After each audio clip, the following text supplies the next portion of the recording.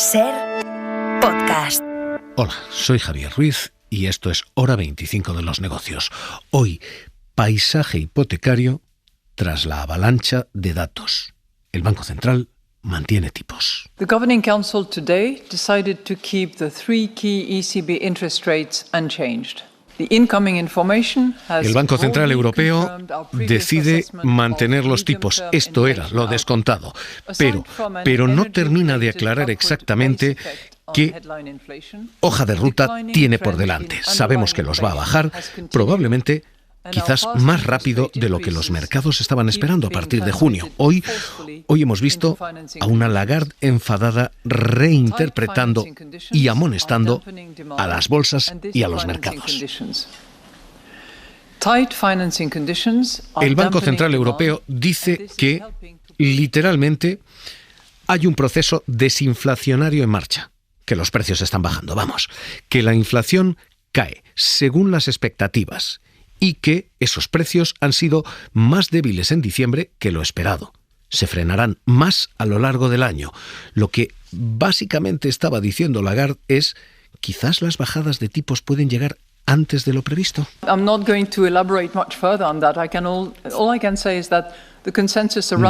voy a elaborar, pero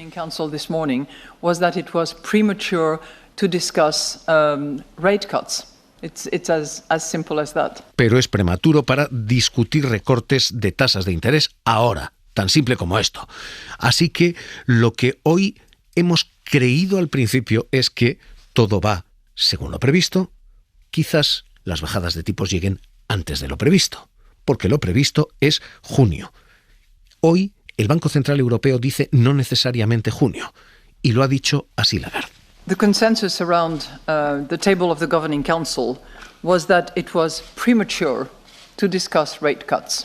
El consenso es que esto sigue siendo prematuro y mantengo mis comentarios. Y a partir de aquí la bronca. Lo que yo dije en Bloomberg era...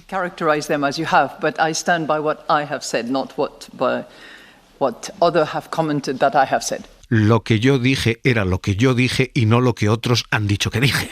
Este es hoy el trabalenguas de un Banco Central Europeo que está señalando que sí, junio parece ser la fecha en la que van a empezar a bajar los tipos, pero que deja la puerta abierta a que esto pueda ocurrir quizás antes, porque los precios se están moviendo tal y como el Banco Central esperaba e incluso cayendo más de lo que el Banco Central Europeo esperaba. Hay en todo esto un enorme asterisco. Y es la situación en el Mar Rojo. Si el comercio queda tocado, si los precios empiezan a subir, todo este plan de bajada de tipos puede descarrilar. Pero ahora mismo el mapa señala esto, que junio o antes vamos a ver bajar las hipotecas. Esto es lo que hoy deja en claro el Banco Central Europeo. Y a partir de aquí, avalancha de ganadores y perdedores hoy, porque todos ellos han presentado cuentas, cifras. Perdedores. Los primeros y más claros, los endeudados, los que tienen una hipoteca, porque van a tener que esperar, quizás hasta junio, quizá antes, pero van a tener que esperar para que estas bajadas se consoliden. Y siguientes perdedores, los que quieren una hipoteca, porque esas hipotecas son cada vez más caras y su concesión se está desplomando. Llevamos ya 10 meses consecutivos de caída en la concesión hipotecaria. Cada día estamos mirando el Euribor, confiando en que en 2024 todo se normalice y poder volver a ir un poco más desahogado. Pero hemos llegado a pagar casi 1.600 euros, o sea, una locura. Cuando me revisen la hipoteca me va a subir casi al doble. De buenas a primeras nos enfrentamos a una subida de 100 euros más. Así que lo que tenemos es problemas para quienes tienen una hipoteca, problemas para quienes quieren una hipoteca. Subir y no ver el fin. Estoy echándome a temblar. Yo creo que nos subirá unos 300 euros, no hay quien se los quite. Se ha notado con respecto del año pasado, que fue la revisión, sí que la he notado bastante. Los primeros perdedores son los hipotecados y eso que la morosidad no está subiendo todavía. Hay... Estefanía Salvatierra, ¿qué tal? Muy buenas noches. Buenas noches. Un primer paquete de perdedores y son estos los hipotecados porque la firma de hipotecas, hoy lo publica el INE, se desploma, se está hundiendo durante 10 meses consecutivos ya. Sí, con el dato que hemos conocido este jueves son 32.600 las hipotecas constituidas sobre vivienda en noviembre. Es un 19% de caída que confirma que el desplome de esta operación bancaria se ha convertido en una constante a lo largo de 2023. El INE señala que el importe medio de esta actuación roza los 146.000 euros a pagar en un plazo medio de 24 años. El tipo de interés medio en noviembre fue del 3,27%, baja ligeramente respecto al mes anterior. Eso sí, sigue dominando el tipo fijo frente al variable. A él se suscribieron algo más de la mitad de las hipotecas firmadas. En noviembre, solo 2 autonomías registraron tasas de variación anuales positivas. Fueron Castilla-La Mancha un 40% y Cantabria un 8%. Esto es el primer paquete de perdedores, quienes tienen o quienes quieren una hipoteca. El segundo no es mucho mejor. Perdedores quienes tienen ahorros, porque los bancos no están pagando el ahorro. Los bancos están embolsando la diferencia entre lo que cobran de más de hipotecas y lo que deberían pagar de más. Cuando los tipos suben, las deudas son más caras, pero los activos, los ahorros, también debieran ser remunerados de manera más cara. Los bancos no están haciendo eso. Los bancos sí cobran más al cliente, no pagan más al ahorrador. Así que quienes tienen ahorros también están perdiendo y se están llevando el dinero al tesoro. De 3% y garantizado por el Banco de España es lo más positivo que tenemos todos. Están dando un 3%, digamos, de media, letras a un año, y un banco aún no se ha movido y te da un 1 o un 0,5 o un 0. Esos ahorradores son conscientes de que están en el grupo de perdedores, hasta el punto de que los bancos retribuyen tan poco el ahorro que muchos de ellos han sacado el dinero de los bancos y lo han llevado a otras formas de ahorro. Por ejemplo, las letras del Tesoro, que pagan intereses más altos. Así que son 6.000 millones al cierre del año, 6.000 millones los que han dejado la banca y se han ido a otros productos de inversión. Pierden, por tanto, hipotecados, pierden ahorradores y pierde también, ojo, el Estado, porque con tipos tan altos hay que pagar intereses más altos. La deuda del Estado, esa deuda que paga esos intereses... Mi abuela guardaba el dinero en un calcetín. No sirve para nada tenerlo debajo de un colchón. Eso no te da ni seguridad ni rentabilidad. No da ni lo uno ni lo otro. No me da nada. Por eso estoy aquí, para sacarle partido a las cosas, con letras del Tesoro. Esas letras del Tesoro están pagando más intereses, así que entre los perdedores, el Gobierno de España, también el Tesoro. Ambicioso. Exigente. Y dicho todo esto, ese es el capítulo y el saco de derrotados y perdedores hasta probablemente junio, si no antes, cuando empezarán a bajar los tipos de interés. Al otro lado están los ganadores. Adivinen ustedes quién. Bancos que cobran más, pagan menos, la banca gana. Y hoy el ganador se llama Bankinter. Pero hay una parte, que es lo que quiero explicar, que sí es verdad que se debe a la subida de los tipos de interés, pero hay otra que se debe a que estamos empezando a ver los frutos de las inversiones que hemos venido haciendo en el pasado, de los países en los que hemos ido saliendo en estos años anteriores. Es la consejera de Bankinter, Dancausa, que hoy ha presentado las mejores cifras, los mejores resultados del banco en su historia. 845 millones en un año gana Bankinter. El año pasado ganó 560. Este año gana 845. Es una subida del 57% antes de impuestos, del 51% después de impuestos. Insisto, 51% de aumento en un año. En 2 años, desde que comenzaron a subir los tipos, Bankinter ha casi duplicado sus beneficios. Casi un 100% ha mejorado los beneficios. Y es cierto lo que argumenta Dancausa. Y es cierto lo que argumentan los bancos. Que además hay un trabajo previo. Bankinter en 13 años ha multiplicado por 6 esos beneficios. Pero también es cierto que la política de cobrar más y pagar menos es la que está explicando por qué ganan tanto dinero los bancos. De hecho, el aumento de márgenes significa que los márgenes de beneficio les aumentan un 44%. 677 millones extra solo este año exprimiendo esa estrategia. Y a partir de aquí, Jordi Fábrega, ¿qué tal? Muy buenas noches. Hola, buenas noches, Javier. Las claves del movimiento y de un resultado que es efectivamente histórico para Bankinter. Sí, igual que histórico es el salto que se da en prácticamente todas las partidas de la cuenta de resultados que ha presentado hoy Bankinter. Son los datos de todo el año 2023.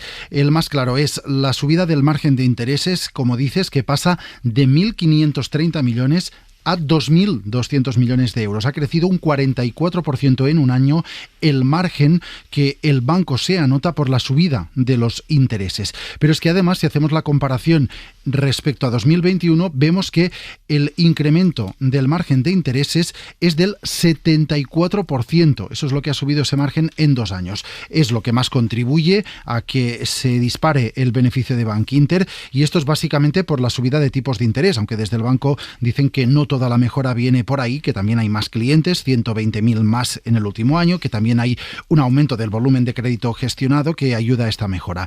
Por cierto, que crecen también los ingresos por comisiones un 3% más el año pasado, y la suma de estas cosas es la que lleva a una mejora del beneficio del 51% hasta esos 845 millones de euros. El banco calcula que del impuesto extraordinario a la banca tendrá que pagar este año entre 90 y 100 millones de euros por esos beneficios de 845, y también aporta datos que indican que la morosidad sigue en niveles bajos. Ha subido ligeramente, pero está aún en el 2,11%. De hecho, esas dos son las últimas dos claves y los últimos dos asteriscos importantes.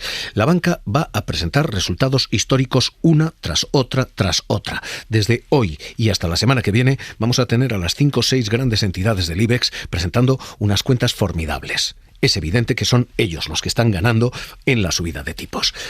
Y hay dos asteriscos importantes. Primero, la morosidad no está subiendo, porque sigue habiendo empleo ahí fuera. Y mientras hay empleo, se pagan las deudas. Pero empieza a haber señales muy tímidas, muy tibias, afortunadamente prácticamente insignificantes, de que la morosidad sube. Ojo, esta es la primera señal de alerta. Y la segunda es la rebelión corporativa a un impuesto, el impuesto a la banca. De hecho, efectivamente, el año pasado, de esos beneficios fantásticos, Bankinter pagó 77 millones en impuestos. Este año va a pagar entre 90 y 100. Hoy el mensaje ha sido durísimo contra la tasa y contra el gobierno. En este momento, otra vez, cuestionar los plazos que se habían establecido para este impuesto, pues realmente es otra vez genera una mayor falta de credibilidad, ¿no?, en un gobierno que no puede estar cambiando de opinión permanentemente, ¿no? Aparte de todo, perjudica a la banca, porque es que nos perjudica porque tenemos unas cargas que nosotros competimos con bancos que no tienen esas cargas, dentro y fuera de España. O sea que realmente yo sí creo que hay que seguir luchando y peleándolo porque lo reconsideren y no lo rediseñen, ¿no? Conclusión de todo esto.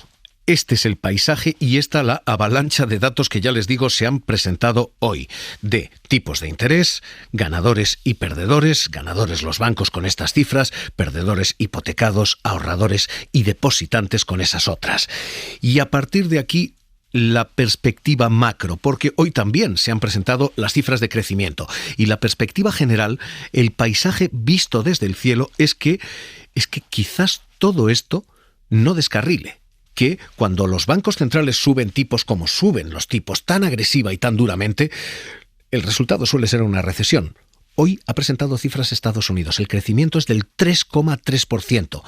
Estamos en un aterrizaje suave y parecemos estar obrando el milagro. Subida de tipos, se mantiene el empleo y no hay recesión económica. Así que con todo esto, el mensaje de todos los bancos centrales sigue siendo el de demasiado temprano para cantar victoria, pero we still have a ways to go. No one is declaring victory. That would be premature, and we can't be guaranteed this progress. Pero esto huele a victoria. Probablemente estos tipos bajen antes de lo previsto, probablemente la economía no descarrila, ha dejado ver la Reserva Federal, ha dejado ver el Banco Central Europeo. Should we lower our guard? We ask ourselves that question.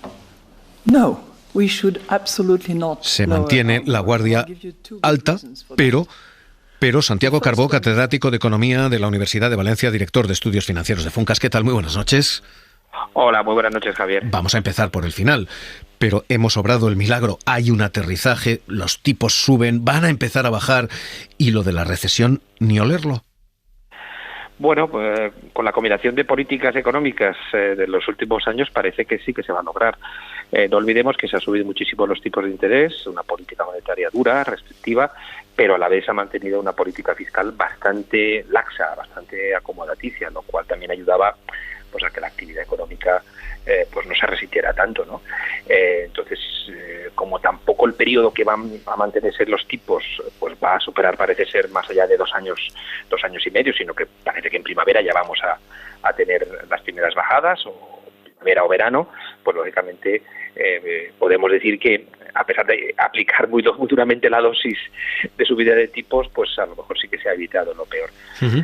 El mercado de trabajo ha resistido mucho, lo has señalado tú, y yo creo que eso ha sido muy, muy determinante. Esa es la clave ahora mismo, y esa es la preocupación ahora mismo. El mercado de trabajo ha aguantado, pero empieza a dar ciertas señales de agotamiento, de no contratar ya mucho más ni tan deprisa. Si se nos para el mercado de trabajo, ¿se nos rompe todo esto? Yo creo que las previsiones es que el mercado de trabajo pueda debilitarse puntualmente, pero no que se nos desmonte ni en parte ni cerca como un castillo de naipes. Si sube algo el desempleo en los próximos meses, probablemente se corrija a partir del verano, entonces a partir de los meses que cuando nos acercamos al verano. Por tanto, yo no considero que se vaya a producir una situación particularmente difícil, ¿no? Pienso que todos hemos aprendido de la crisis financiera, las familias siendo más cautelosas a la hora de endeudarse, los bancos a la hora de conceder préstamos, los supervisores vigilando. Entonces yo pienso que sí que puede haber un cierto aumento del desempleo, puede haber un repunte no muy significativo, no muy llamativo de la morosidad, pero yo creo que en este momento esa parte también va a resistir, lo cual es positivo. Hay una última clave en todo esto. Hemos leído ganadores, hemos leído perdedores y hemos visto una estrategia que los bancos dijeron: no vamos a sostener en el tiempo. Cobramos más por las hipotecas y acabaremos pagando más por el ahorro. Lo cierto es que eso no ha ocurrido, llevamos casi 2 años ya y se paga mínimamente más por el ahorro, se cobra absolutamente más por las hipotecas. Y es verdad que algunas fintechs y algunos nuevos bancos, Revolut, N26, están empezando a pagar algo más el ahorro, pero ese ahorro sigue, insisto, siendo retribuido mucho menos de lo que han subido las hipotecas. ¿Esto va a cambiar o nos resignamos a que cuando empiecen a bajar los tipos empiece a bajar también esa retribución a los ahorradores? Bueno, yo creo que en los últimos meses ha aumentado la retribución a los ahorradores y en este momento estamos siguiendo esa inercia. Yo creo que han aumentado las ofertas que hacen las entidades financieras y otras instituciones, como ha señalado las fintech, etcétera, para retribuir mejor el ahorro. No porque el Banco Central Europeo en primavera o verano anuncie la bajada de tipos radicalmente va a cambiar esa remuneración de los ahorros. Entonces esto tiene una cierta inercia y no olvidemos que esta inercia que hemos iniciado ahora es también de algo más de competencia entre las entidades financieras y las fintech, pues para captar ahorro. Entonces sí, es verdad que se demoró el proceso, probablemente porque las entidades financieras no necesitaban tanta captación de depósitos, pero ahora que se ha iniciado yo creo que se puede mantener durante un tiempo, incluso aunque empiecen a bajar los tipos de interés. Pues catedrático de Economía de la Universidad de Valencia, director de Estudios Financieros de Funcas, Santiago Carbó, gracias por estar con nosotros aquí. Un abrazo y buenas noches. Un abrazo, buenas noches, Javier. Hoy, en toda esta avalancha de datos y en toda esta avalancha hipotecaria, ha habido una más. Hoy, el Tribunal de Justicia de la Unión Europea dice no corren los plazos si usted reclama que le devuelvan el dinero de los gastos hipotecarios. Aquí el Tribunal Supremo estableció una doctrina, y esa doctrina es que había que correr mucho, porque si no se pedía en el plazo de 5 años, uno perdía la oportunidad de reclamar que le devolvieran el dinero que algunos bancos habían cobrado de más. Ahora el Tribunal de Justicia de la Unión Europea dice esos márgenes no corren, solamente empieza a contar el reloj de la prescripción cuando uno sabe perfectamente que tiene derecho a recuperar el dinero y no lo ejerce. Esto es lo que hoy cambia. Patricia Suárez, presidenta de Asufin, ¿qué tal? Muy buenas noches. Hola Javier, muy buenas noches. ¿Qué significa esta sentencia del Tribunal Europeo? ¿Qué implica? Es una buena pregunta. ¿Qué implica? Pues implica muchísimo, sobre todo salir de dudas. Llevábamos estos últimos días, meses, con el estigma de hasta cuándo tengo para reclamar mis gastos de hipoteca. Y quien dice los gastos de la hipoteca dice hasta cuándo puedo reclamar una cláusula abusiva. Y con esta sentencia queda muchísimo más claro. Ya no es, como decía el Tribunal Supremo, a partir de las sentencias que yo he dictado 5 años, ya no es, como decía la Audiencia Provincial de Barcelona, a partir de que se han pagado los gastos de hipoteca tienes, en el caso de España, 5 años, en el caso de Cataluña, 10 años. Ya no es ninguno de estos plazos. El plazo comienza cuando un consumidor es consciente de que su cláusula es abusiva. ¿Y cuándo es este momento? Pues no puede ser otro que cuando un juez así lo dictamine. Es decir, que hasta que no haya una sentencia firme que diga que tu hipoteca tiene una cláusula abusiva, no empieza a correr el plazo para reclamar los gastos. Esto es una teoría que daba muchísimo miedo, que algunos de nosotros veníamos defendiendo desde hace tiempo, porque la consecuencia inmediata es que en realidad es imprescriptible, puesto que hasta que un juez no declare nula una cláusula por abusiva, no empieza a contar el plazo.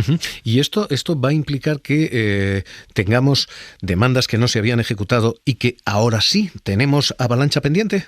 Para nosotros es una gran noticia. A su fin venía desde hace tiempo defendiendo esta teoría. Creemos que todos los afectados que nos estén escuchando, incluso aquellos, no solamente los de gastos de hipoteca, aquellos que todavía tengan una cláusula suelo y que no hayan reclamado, aquellos que tengan una hipoteca multidivisa y lo hayan dejado, todas aquellas personas que tengan este tipo de cláusulas abusivas en su hipoteca, no pueden dejar de reclamar porque están a tiempo. Es importante, están a tiempo, los tribunales nos están dando la razón y debemos reclamar para que se haga justicia en todos estos casos. Patricia Suárez, presidenta de Asufin. Un abrazo y buenas noches.